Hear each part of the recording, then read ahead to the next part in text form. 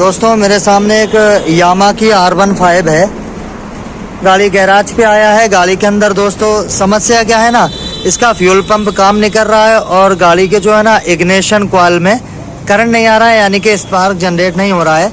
इसके लिए मैंने काफ़ी कुछ कोशिशें की है। इसका ECM निकाला है, इसके रिले को चेक किया, इसके फ्यूज बॉक्स को चेक किया, इसके वैंक एंगल सेंसर को चेक किया। जो यानी कि मुझे कोशिश करना थी और चेक करना था, उन सब चीज़ों को मैंने बारीकी के साथ चेक किया।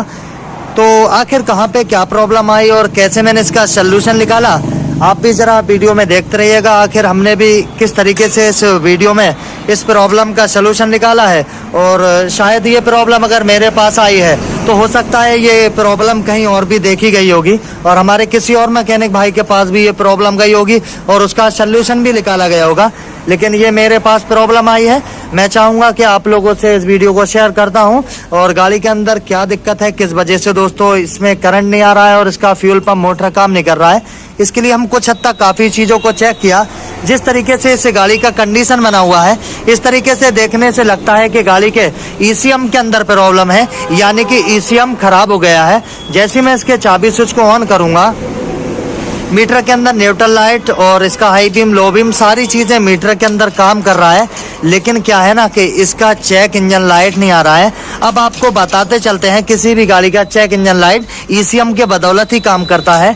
जिस दिन मीटर के अंदर ECM इसके मीटर के अंदर यानी कि चेक लाइट आना बंद हो जाएगा, उस दिन समझ लीजिए कि आपका ECM खराब हो चुका है। लेकिन ऐसे आपको खराब नहीं बताना है। खराब साबित करने से पहले आने वाली वोल्टेज को, इनपुट वोल्टेज को, सप्लाई को, वायरिंग को चेक करना होता है। उसके बाद दोस्तों इसके ECM को खराब बताया जा सकता है।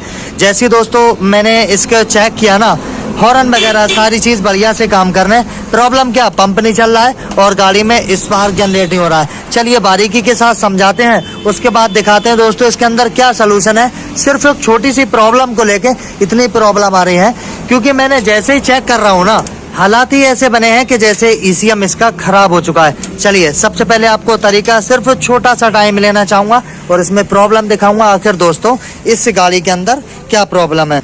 सबसे पहले दोस्तों आपको मैं दिखाता चलूँ, जैसे इसके चाबी स्विच को ऑन करूंगा और किल स्विच अभी ऑफ है, इसको अगर ऑन करूंगा तो यहाँ देखिए पंप चलना चाहिए, लेकिन पंप के अंदर कोई मूवमेंट नहीं है। हॉर्न वगैरह सब अच्छे से काम कर रहा है। चाबी स्विच को ऑन ऑफ कर रहा हूँ, कोई इसकी मोटर के अंदर मूवमेंट नहीं है। 2 फेस का पंप लगा रहेगा। लेकिन यहाँ पे रिले की मैं आपको बात सुनाना चाहूँगा।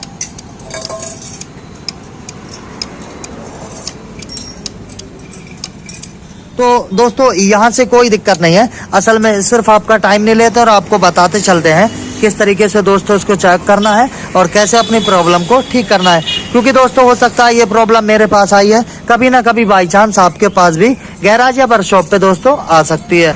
इसके पंप के कपलर को निकाला गया है। सेम इसके अंदर दोस्तों 2 वायर जो हैं, यानी कि पीले कलर का और रेड पे वाइट कलर का वायर, ये 12 वोल्ट की सप्लाई यहाँ रहती है और यानी कि रेड पे सफ़ेद वाले में, और जो पीला वाला होता है इसके अंदर जो है ना हमारे ECU के द्वारा पल्स जनरेट होता है जो आके सिग्नल देता है। तो यहाँ पे 2 वायर फ्यूल पंप के लिए और 2 वायर जो है ना इसके फ्यूल गेज के लिए काम करता है, जो हमारे मीटर में जो है ना पेट्रोल को दर्शाता है। चलिए यहाँ पे थोड़ा टेस्टिंग लैंप की ज़रूरत पड़ेगी।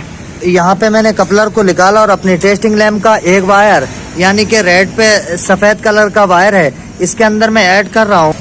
रेड पे सफ़ेद कलर के वायर में मैंने लगाया है और दूसरा टेस्टिंग लैंप का जो है ना बॉडी और दे देंगे और चाबी स्विच को दोस्तों ऑन कर लेंगे। और ऑन करने के बाद यहाँ पे आपको दिखाता चलता हूँ, तो यहाँ पे 12 वोल्ट की सप्लाई आ रही है। ये तो चाबी ऑन करने के बाद दोस्तों सप्लाई आती है, लेकिन जैसे ही आप जब चाबी स्विच को ऑन करेंगे कुछ देर के लिए फ्यूल पंप के बाद यहाँ पे 12 वोल्ट की सप्लाई आती है। इसके लिए एक वायर ऐसी लगा रहने देंगे, दूसरा टेस्टिंग लैंप का एक वायर येलो यानी कि पीले कलर के वायर में लगाएंगे, यानी कि यहाँ पे येलो और रेड पे सफ़ेद वाले में दोनों वायर को लगाया हूँ। यहाँ चाबी ऑन कर रहा हूँ तो कुछ देर के लिए सप्लाई यहाँ पर रुकना चाहिए, उसके बाद यहाँ से जो है ना सप्लाई चली जाना चाहिए। बट यहाँ पे कोई भी सप्लाई नहीं आ रही है। ऐसे करके देखें, किल स्विच भी पूरी तरीके से ऑन है, कोई वोल्टेज नहीं आ रहे हैं। ये चेक करने का बेहतर तरीका है। अभी क्या है, सेम ऐसे इसके ST कॉइल के दोनों वायर निकालेंगे, यहाँ पे दोस्तों वोल्टेज को चेक करेंगे। इसके मैंने बताया कि रेड पे सफ़ेद कलर के वायर में सभी में आपको 12 वोल्ट की सप्लाई चाबी स्विच ऑन करने के बाद देखने को मिलेगी। जैसे एक टेस्टिंग लैंप का बाहर लगा है और दूसरा यहाँ लगाया तो 12 वोल्ट की सप्लाई आ रही है, लेकिन अभी भी आप इसको ऐसे चेक नहीं करेंगे।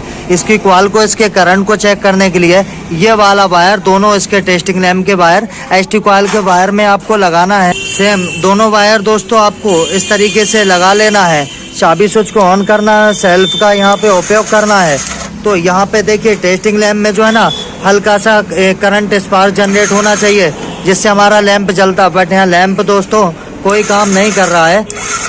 अब देखिए हम आपका टाइम नहीं लेंगे और सीधा प्रॉब्लम पे आपको जो है ना लेके चलते हैं। आखिर मैंने इसकी प्रॉब्लम को कहाँ से देखा और कहाँ से पकड़ा। असल में काफ़ी परेशान रहा, इसकी वायरिंग को चेक कर रहा था, अचानक से कुछ कपलर निकाल रहा था। दोस्तों आपको दिखाता चलता हूँ। यहाँ पे दोस्तों मीटर का जो इसके स्पीड मीटर का कपलर है दोस्तों, जैसे ही मैं इसके कपलर को निकालूंगा, मैं आराम से निकाल लेता हूँ इसके कपलर को दोस्तों, मैं यहाँ से निकाल दूंगा, डिस्कनेक्ट कर देता हूँ। और जैसे इसके चाबी स्विच को ऑन करूँगा, अभी आप देखेंगे मैंने कुछ भी नहीं किया है। जैसे चाबी स्विच को ऑन करूँगा तो एक बार हमारी टेस्टिंग लैंप के अंदर सिग्नल आएगा और इसके पंप का भी कपलर लगा के रखता हूँ। देखिए जैसे चाबी स्विच ऑन करूँगा एक बार यहाँ पे सिग्नल आएगा, देखिए आप ऐसे करके देखें, पंप की आवाज़ सुन लें।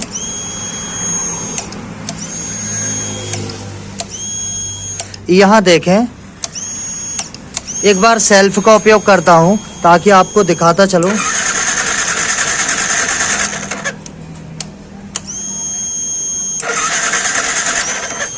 तो दोस्तों सिर्फ सोचा भी नहीं था, इतनी छोटी प्रॉब्लम की वजह से काफ़ी ज़्यादा दोस्तों परेशानी आ रही थी। अभी आपको दिखाता चलो जो मैंने आपको बताया था। जैसे ही चाबी स्विच को ऑन करूँगा, मीटर के अंदर आपको चेक लाइट दिखाता चलता हूँ। देखिए चेक लाइट आने लगा। फिर से एक बार चाबी स्विच को ऑन करता हूँ। सिर्फ एक छोटी सी प्रॉब्लम की वजह से दोस्तों ये सारी दिक्कत आ रही थी, लेकिन हम मैकेनिक लोग हैं, बिगड़ी को बनाना हमारा काम है और हम लोग जो है ना हार नहीं मानते हैं और लगे रहते हैं। इसमें थोड़ा समय लगा लेकिन दिमाग लगाया दोस्तों, प्रॉब्लम को काफ़ी जल्दी से आसान किया गया। तो दोस्तों आपको भी कभी दिक्कत आए या फिर परेशानी आए तो इस तरीके से दोस्तों चेक करें। और हमारे मैकेनिक भाइयों को दोस्तों कभी भी हार नहीं मानना चाहिए, मेहनत करके दोस्तों लगे रहना चाहिए। प्रॉब्लम का सलूशन ज़रूर मिल जाता है। हम चाहेंगे हमारा ये वीडियो अच्छा लगा होगा, वीडियो अच्छा लगे वीडियो को लाइक कर दें। हमारे चैनल पर अगर पहली बार आएँ सब्सक्राइब कर लें, साथ साथ बेल आइकन को भी प्रेस कर लीजिएगा।